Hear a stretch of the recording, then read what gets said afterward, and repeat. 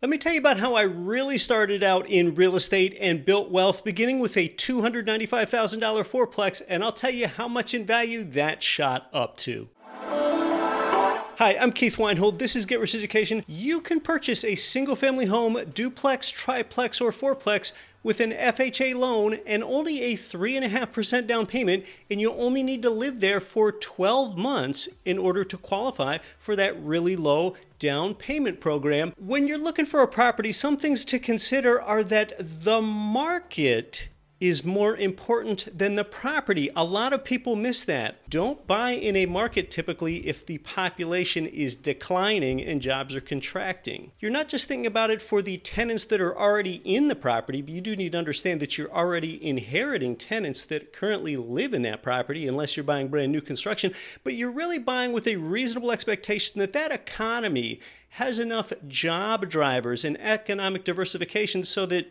18 months from now or whatever, when that tenant moves out, you would have a reasonable expectation that another rent-paying tenant would be able to come in there. The market is more important than the property. Now, you can buy a duplex, triplex, or fourplex for 20 to 25% down, typically 25% down if you do not plan to live there. So being what's called an owner-occupant is where you can get those really advantageous 3.5% down FHA financing terms. Now, of course, if you buy a duplex, triplex, or fourplex with a loan like that, that means you live in one of the portions, one of the units of that building, and that also means that you are the landlord, so sometimes there are problems with tenants that you're going to have. Now, in some areas, I know my brother, he lives in the Las Vegas area. He says that fourplexes, at least in his portion of Las Vegas, like they wouldn't work because he just couldn't get the type of tenant that would actually pay rent and respect the property. That's something you need to look after too. What kind of tenant can you reasonably get in there?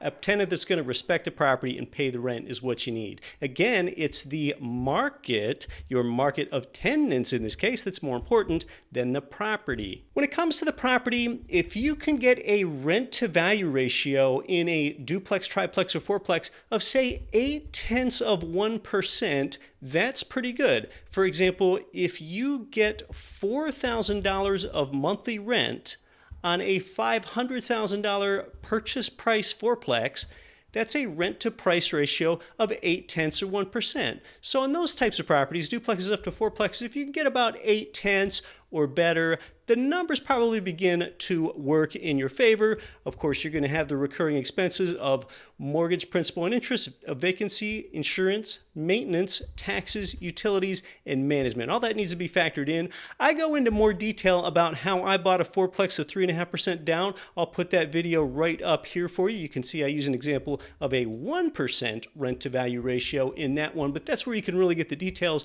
on the owner-occupied fourplex with a 3.5% down payment. Let me tell you about how I really started out in real estate and built wealth, beginning with a $295,000 fourplex. So that first seminal fourplex that I bought, where I lived in one unit and rented out the other three, in 2002, I paid $295,000 for that, which seemed like a lot to me at the time.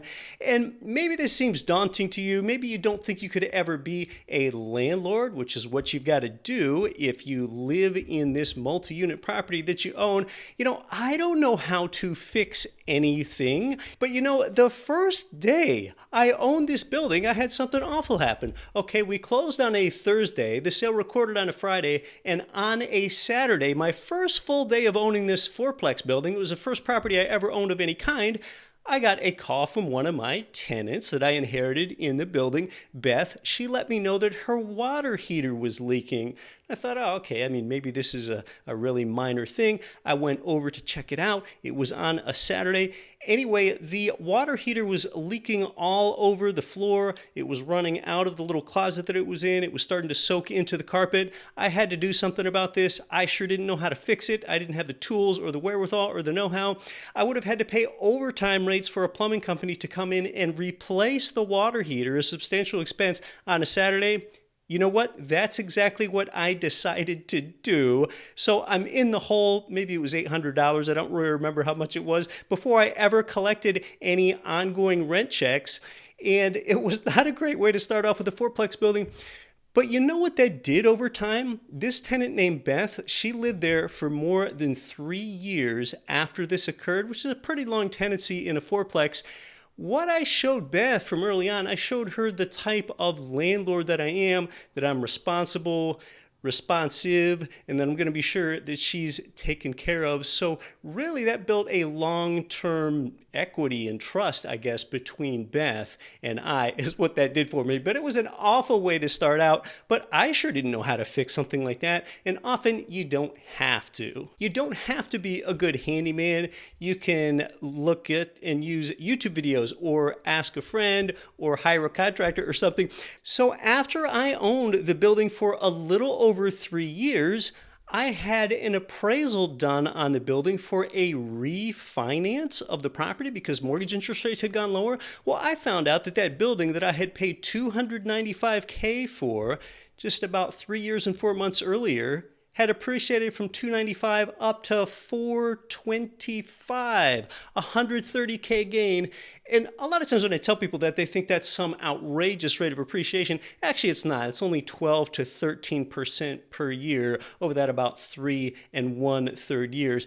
But here's the important thing to remember. Because I was borrowing so much of the bank's money using leverage, with that $130K gain, that all came from just my $11K down payment and closing costs from just a little over 3 years ago. $11K up to $130K with the power of leverage. Hey, go ahead and put a YouTube like on this if you're getting something out of it. If you could like maybe seeing yourself doing something like this and weighing the trade-offs between being a homeowner or potentially being a landlord. If you like the perspective that you're getting here, I'd appreciate it. So what I did with this $130K of accumulated equity is I didn't know this as soon as I bought the building, but after a few years, I understood that I could harvest this equity out of the fourplex, which is a tax-free event, by the way. And most of this $130K, I could use it for whatever I wanted to, vacations, lifestyle. I did a little bit of that. I also used some of this money to get a primary residence, so now I could move out of that fourplex after 3+ years of living there and increase my quality of life. And the other thing I did with a chunk of that money is use part of that $130K as a 10% down payment on another fourplex building that I did not plan to live in. So here, what I'm doing with this extracted equity is I'm going from 4 units to 8 units, and I'm improving my quality of life. I only needed to put a 10% down payment on that second fourplex building. It cost $530K, so I had to pay $53K for a down payment and closing costs. And I know what you might be thinking. You might be thinking a few things. Well, am I really any better off doing this? Because in a sense, I'm taking on more debt, right? Because I'm loading up with more debt on that original fourplex building. And now I'm taking on 90% debt in the second building. But financially free beats debt free. I'm increasing my cash flow position. I'm going from 4 doors to 8 doors. And when I buy a cash flowing property, meaning the income meet or exceed all the expenses, all that debt is outsourced to the tenant. The return from equity is always zero. So why keep it all locked in one property? I can spread that out and get more leverage and get more doors and get more cash flow in a number of properties. If you've been watching me for any period of time, you understand how this fact that the return from home equity is always zero drives so many of your strategic decisions, because property appreciates or goes down in value regardless of how much equity is in the property. So I want to keep my equity working, moving along, and harvest that equity, not let it die in just one property, losing leverage and losing ROI all the while. So with that 10% down payment on a second fourplex for $530K, I had a 7.5% interest rate loan, and that was an interest-only loan, and that was kind of a nice fourplex too. It was townhouse style, and everyone had their own one-car garage in this second fourplex. And I know you might be thinking, oh, well, I had more of an advantage then. Lending was more loose back then. Maybe you're thinking you can't do 10% on a non-owner occupied fourplex now. Like I mentioned earlier, you have to put a 25% down payment on that. You know what? You've got to play the hand that you're dealt. across different eras, the complexion of real estate deals looks different. For example, okay, maybe you see that I could get in with a low down payment, but I also had a 7.5% interest rate. You can get an interest rate perhaps half that today. So there are pros and cons, whatever era you're in. There's always a hand to play. You need to play the hand that you're dealt. There's always opportunity. So, okay, at this point, I'm living in a pretty modest single-family home a few miles away from these two fourplexes. All these properties are in my hometown, and I was managing those units myself. And, I would get more tenant calls now. I am responsive to 8 families rather than 4. What I soon did is I outsourced my property management to a third-party manager. So that dented my profitability because now I had to pay about an 8% property management fee. They took 8% of the rents. I freed up my time. And what I did for that first year of property management is I said I still want to go mow the lawns in the summertime. So that's what I did at the 2 fourplex buildings for 8 units, just to keep sort of an eye on the comings and goings of tenants. And then after a year of that, I just let management completely take over, mowing the lawn and everything else. So that was really a part of my path to starting with the fourplex building and growing. But now I had 2 fourplex buildings that were appreciating in value. So what did I do after a few years? I reharvested equity from those properties as equity grew. And I traded up those 2 fourplexes for 2 larger apartment buildings locally, still in my local market. But I began to get a greater wherewithal and be a better investor, and I understood that I don't only want to be invested in my own home market. Remember, the market's more important than the property. You need to be invested in multiple markets.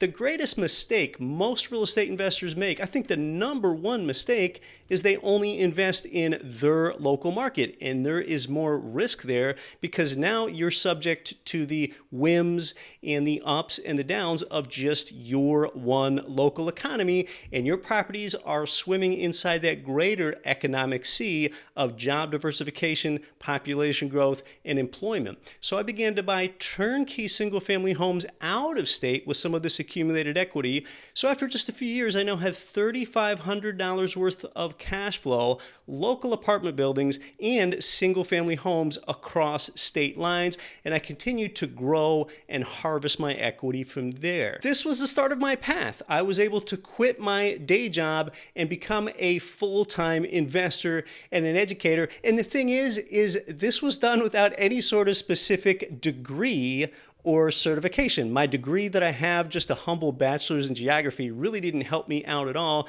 You really can't even get a degree or certification for this. Should you be a landlord or a homeowner? We're going to answer that question too. I don't know what's for you. If you just want to live in a home that you own and invest in turnkey property across state lines, or if you want to do this owner-occupied income property with a duplex, triplex, or fourplex, much like I started out with the fourplex. But I think the most important thing that you can remember is you need to do something different to really get ahead and be a direct real estate investor. I've really given you a great example of why real estate's made more ordinary people wealthy than anything else. I love the quote from Mark Twain that has to do with this. You know what Mark Twain said? Mark Twain said, "Go out on a limb. That's where the fruit is." Oh, I absolutely love that from Mark Twain. You've got to do something different. And you might as well do something proven. So today I invest chiefly in my new buys being out-of-state single-family rental properties. Because with single-family properties, I get a better quality of tenant. Tenants also tend to stay in single-family properties for longer than they do apartment buildings because it feels like their own. In a single-family rental home, the tenant typically pays all of the utilities, electricity, trash, heat, air conditioning, and everything else. And typically 0.7% works as a rent-to-value ratio in single-family homes, largely because those utility expenses are outsourced to tenants in single-family rental properties. And you can scale the single-family part of your portfolio somewhat. If you're single, you can get up to 10 financed single-family homes, and if you're married, you can get up to 20. 10 between both you and your spouse. And what a turnkey property means is really three things. A property is already tenanted, already renovated completely, and already under management by that turnkey property on day one. So you just collect a check from them every month. It's a beautiful thing. Turnkey real estate investing did not exist back when I bought that first Fourplex building. The important thing to do is get pre-qualified for a loan, and then you can do your buying right where I do my own buying, which is at greturnkey.com. Turnkey properties, often they're single-family homes. Sometimes there are duplexes there. Less often there are triplexes and fourplexes available there. You get paid 5 ways at the same time as a real estate investor. You have really high returns and actually less risk when you have 5 different income sources. When you're a direct investor like you are at greturnkey.com, you can enjoy up to all 5. So in summary, now you know about some of the options that you have, whether you want to be a landlord and live in an owner-occupied income property, or you just want to enjoy and live in a primary residence and then buy turnkey properties across state lines. That can be a really good option for you. You want to be different. There's always a strategy for you. You can't time the market, and you can buy turnkey income property right where I buy my own property at greturnkey.com. Thanks so much for stopping by, but as always, you weren't here for me, you were here for you. I'm Keith Weinhold. I'll see you in the next video.